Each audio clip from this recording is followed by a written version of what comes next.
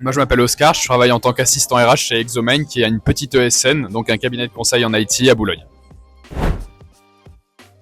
Le meilleur conseil avant d'aller voir un recruteur, je pense que c'est d'abord de se renseigner, pour pouvoir venir préparer, c'est-à-dire avoir des infos, mais aussi avoir préparé éventuellement un pitch ou une manière de pouvoir engager, amorcer l'entretien qui fait qu'on n'arrive pas en bégayant ou avec peut-être une petite gêne au début qui fait que on rentre pas bien dedans, quoi. Alors, en 3 mots, je sais pas si ça sera 3 mots, mais la bonne attitude au stand, en tout cas on en a discuté, c'est d'être tout simplement assez naturel. De la même manière qu'on voulait bien entrer dans l'entretien, être naturel, c'est éviter d'aller chercher à dire des choses ou à faire paraître des choses qu'on n'est pas, parce que ça va pas aider. Et ça peut permettre aussi d'évacuer le stress assez facilement.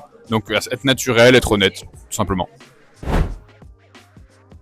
Une erreur à ne pas faire l'entretien, je pense que c'est avant tout de ne pas être naturel, justement, on en parlait juste avant.